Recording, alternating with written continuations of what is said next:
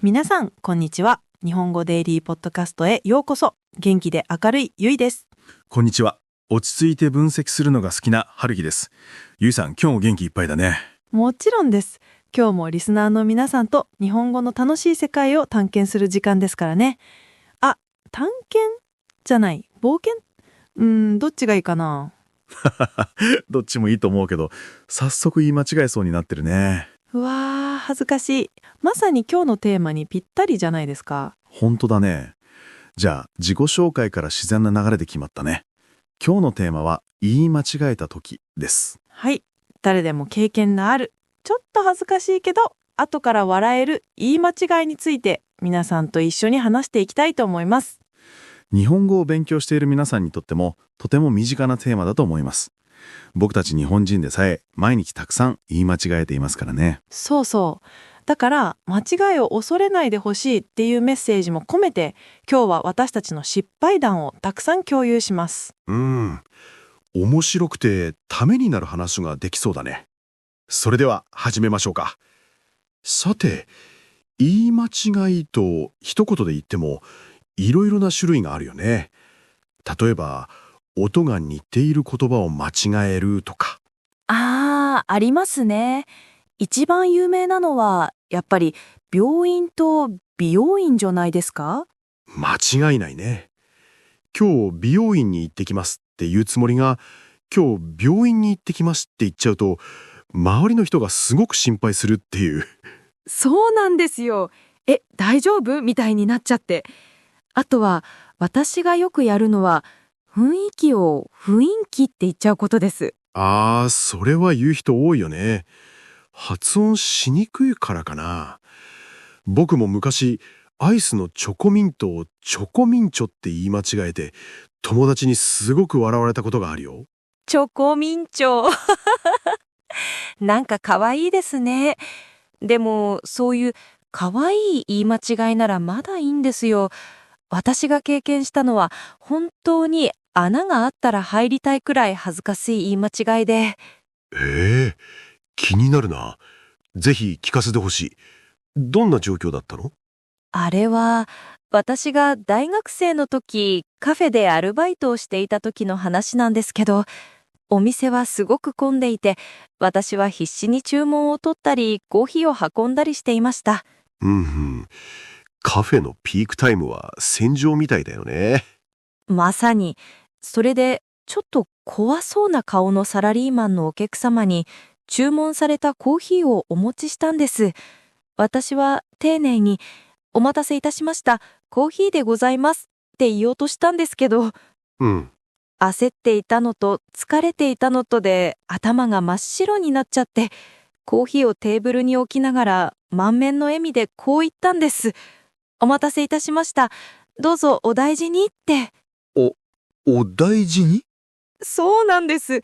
お大事にって普通は病気の人とか薬局とかで使う言葉じゃないですか。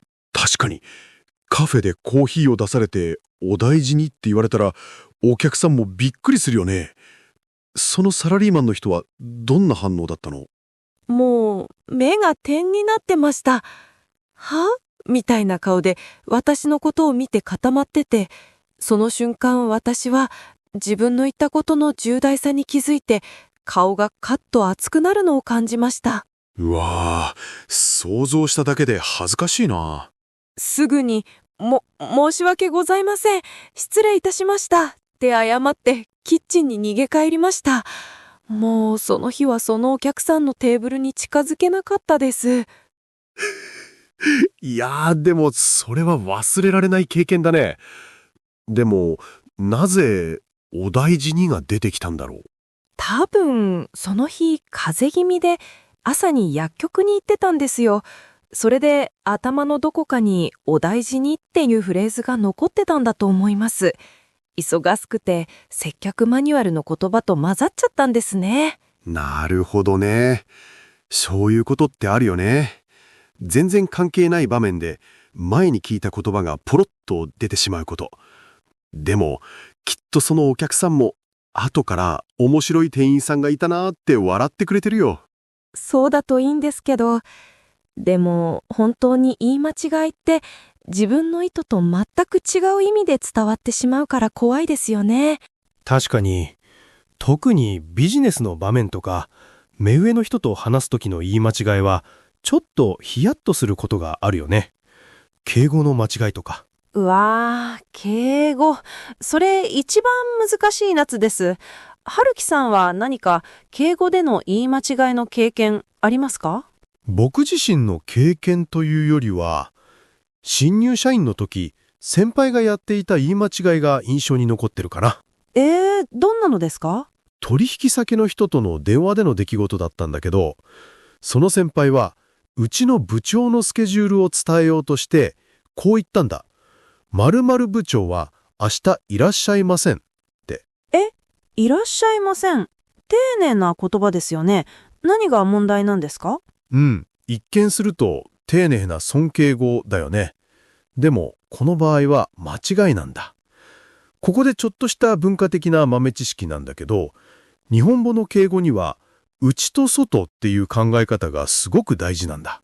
内と外？家の中と外みたいなことですか？そうそう、そんなイメージ。自分の会社や家族は内、取引先とかお客さんは外になる。そして日本語の敬語では、外の人と話すとき、内の人間のことを高める表現は使わないのがルールなんだよ。なるほど。だから自分の会社の上司である部長のことを社外の人、つまり外の人に話すときは、尊敬語のいらっしゃるを使うのは不適切なんだ。この場合は、部長は明日おりませんとか、不在にしておりますというのが正しい。うわー、奥が深い。じゃあ、先輩は自分の部長に敬意を払おうとして、逆に取引先に対して失礼になっちゃったということですか？そういうことになるね。もちろん、取引先の人も悪気がないのは分かっているから怒ったりはしないけどね。でも、これを知っていると、より自然で適切な日本語が使えるようになる。日本語学習者の皆さんには少し難しいかもしれないけど、面白いポイントだと思うな。敬語って本当に難しいですよね。間違えるのが怖くて、あんまり話したくなくなる時あります。特にアルバイトの時とか、お客さんに変な顔をされたらどうしようってすごく不安になります。その気持ちはすごくよくわかるよ。完璧な敬語を使おうとすればするほど、緊張して、かえって変な言葉が出てきたりするんだよね。そうなんです。まさにそれです。でもね、僕はこう思うんだ。言語の学習って料理に似てるんじゃないかなって。料理ですか？最初はレシピをしっかり見て、その通りに作ろうとするよね。でも、慣れないうちは塩と砂糖を間違えたり、火加減を失敗したりする。ありますね。私、この前、カレーに砂糖を大量に入れちゃいました。でも、そういう失敗を何回も繰り返すうちに、だんだん自分だけの味付けができるようになったり、レシピを見なくても美味しいものが作れるようになったりする。言い間違いも、その料理のスパイスみたいなものだと思うんだ。スパイス？そう。間違えた瞬間は、うわ、辛いって思うかもしれないけど、その経験があるからこそ、言葉の味がより深くわかるようになる。それに、ちょっとした失敗談は、後から会話を面白くする良いスパイスにもなるんだよ。ゆいさんのカフェの話みたいにね。なるほど。言い間違いはスパイスか。そう考えると、なんだかちょっとポジティブになれますね。失敗も自分の日本語の味になるみたいな。まさにその通り。だから、間違うことを恐れて話さなくなるのが一番もったいない。大切なのは、間違えた後にどうするかだよね。どうすればいいんでしょう。私みたいにパニックになって逃げ出す以外に。一番簡単なのは、ゆいさんもやったみたいに、すぐに、すみません、言い間違えました、って明るく謝ることだね。それで十分。相手も、ああ、そうなんだ、っって理解してくれる。うんうん。もう少し丁寧に言いたいなら、失礼いたしました。正しくは〇〇です。と訂正するのもいいね。ビジネスの場面ではこの方がいいかもしれない。なるほど。正しくはっていう言葉便利ですね。あとは、もし間違えたことに気づかなくても、あまり気にしないこと。コミュニケーションで一番大事なのは、完璧な文法や単語を使うことじゃなくて、自分の気持ちを伝えようとすることだから。一生懸命伝えようとしていれば、多少の間違いはみんな温かい目で見てくれるはずだよ。そっか。完璧じゃなくていいんですね。その言葉を聞いてすごく安心しました。これからはもっとスパイスを効かせていこうかな。その勢いだよ。たくさん話して、たくさん間違えて、自分だけの美味しい日本語を作っていってほしいな。さて、今日の言い間違えた時というテーマ、いろいろな話ができたね。はい。私の恥ずかしい話から敬語の難しい話、そして最後はすごくポジティブな話になりましたね。リスナーの皆さんにとっても何かヒントになることがあれば嬉しいな。じゃあ、今日の話をまとめようか。今日の学習を定着させるための今日のベストフレーズ3選はこれかな。お願いします。一つ目は、すみません。言い間違えました。これは間違えた時にすぐに使えるシンプルで便利なフレーズだね。明るく言うのがポイント。万能ですね。二つ目は、〇〇と三角三角似ていますよね。例えば、病院と美容院を間違えた時に、病院と美容院、音が似ていますよね。みたいに言うと、ただ謝るだけじゃなくて、会話が少し広がるかもしれない。なるほど。共感を求める感じですね。いいな、それ。そして三つ目は、今日のテーマを象徴することわざ。失敗は成功のもとって言いますしね。これは、Failure is the mother of success という意味だね。言い間違いを恐れている友達や自分自身を励ますときに使えるとても前向きな言葉だよ。素敵。全部すぐに使えそうなフレーズですね。はい。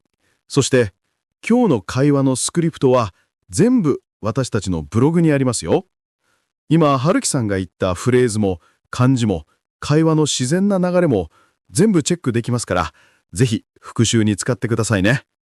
アドレスは japanesedailypodcast.blogspot.com です。さて、リスナーの皆さんへの質問です。皆さんは日本語で何か面白い言い間違いをしたことがありますか？恥ずかしかった経験でも、笑える経験でも何でもいいので、ぜひブログのコメント欄で私たちに教えてください。皆さんのスパイスの効いた話、楽しみにしています。皆さんのコメントお待ちしています。それでは、日本語デイリーポッドキャスト、今回はこの辺で。また次回お会いしましょう。さようなら。バイバイ。